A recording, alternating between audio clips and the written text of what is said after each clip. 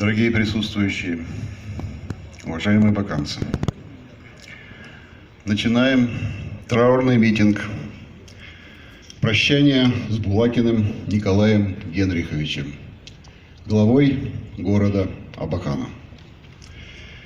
Николай Генрихович родился 17 декабря 1952 года в Томске.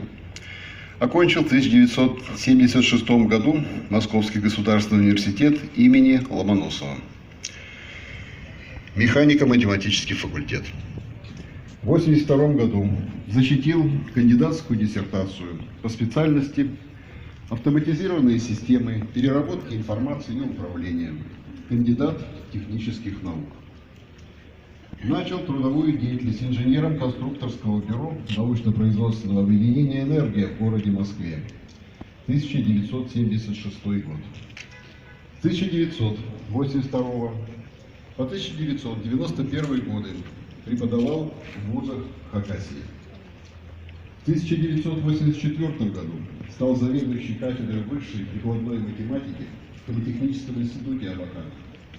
А затем с 1988 по 1991 годы заведующий кафедрой информатики и вычислительной техники Абаканского государственного педагогического института. В феврале 1992 года был избран первым заместителем председателя Верховного Совета Республики Хакасия. С 1995 года глава города Абакана. Николай Генрихович Булакин награжден государственными наградами, медалью «Трудовая доблесть Хакасии», орденом за заслуги перед Хакасией, медалью ордена за заслуги перед Отечеством второй степени, медалью ордена за заслуги перед Отечеством первой степени. Созидательная деятельность Николая Булакина признана обществом и духовенством.